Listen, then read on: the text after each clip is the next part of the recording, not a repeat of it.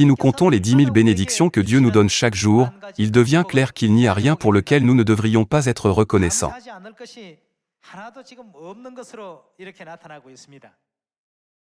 Néanmoins, nous avons des sens sous-développés pour la gratitude, mais un sens aigu pour les murmures et les plaintes. Cependant, dès aujourd'hui, nous devons les changer. Nous devons éliminer le sens des murmures et des plaintes et aiguiser notre sens de la gratitude. Même pour les plus petites choses, nous devons dire « Merci, Père et Mère ». Dieu nous a permis de connaître la nouvelle alliance et de réaliser Père et Mère, et nous a permis de prêcher avec diligence l'Évangile pour cueillir les bons fruits dans le ciel. Lorsque nous réalisons que toutes ces choses sont une grâce et un motif de gratitude, quoi de mieux dans ce monde que d'être en Dieu?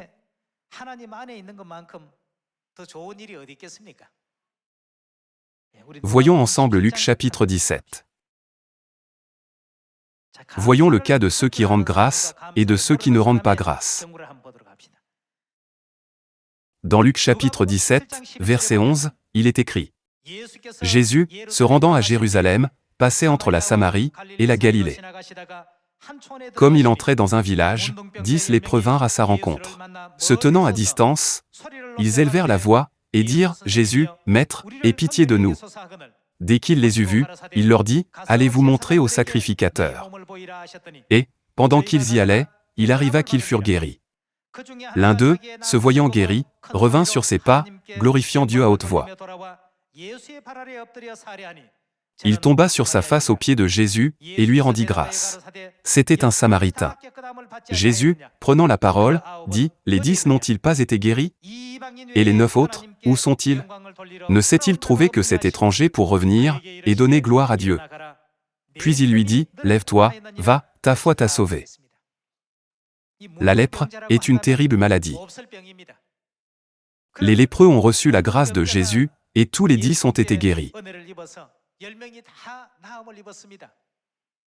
Vraiment, c'est comme un miracle. C'est aussi incroyable. Aucun médicament ne pourrait guérir cette maladie, mais tous les 10 ont été guéris par la toute-puissance de Dieu. À ce moment-là, que feriez-vous de la grâce qui vous est accordée? Tout le monde ne dirait-il pas « merci » et ne rendrait-il pas grâce et gloire à Dieu? Cependant, 9 d'entre eux se sont accrochés à Jésus lorsqu'ils en avaient désespérément besoin, et une fois qu'ils ont reçu leur guérison, ils ont agi comme si cela s'était fait naturellement d'elle-même. Jésus a souligné cette folie et nous a laissé une leçon à travers les paroles de bénédiction pour celui qui a remercié.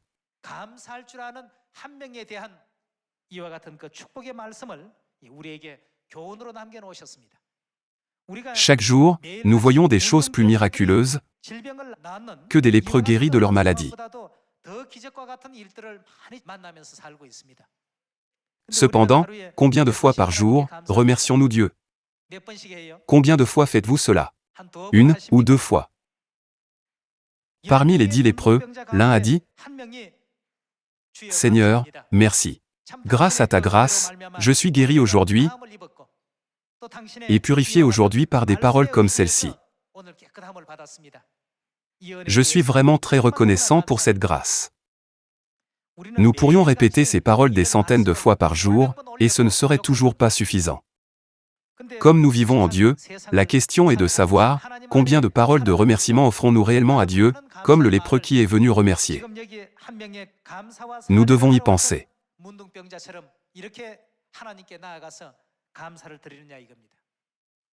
Bien plus souvent, nous vivons une vie comme les 9, qui ne sont pas venus remercier.